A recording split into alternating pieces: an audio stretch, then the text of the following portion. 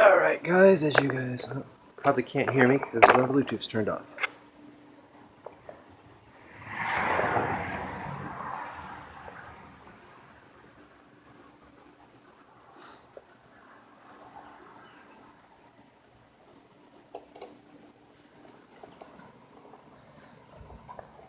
Well, as you guys can see, that's what it looks like. I gotta do a couple more changes. Need to lower those blocks, those two blocks on either side of the chainsaw down so it runs on the rail.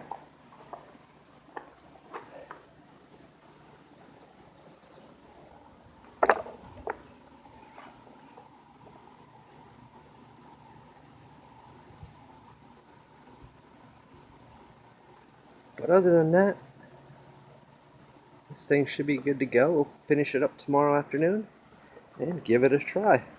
I'm going to get a shower and rest for a bit.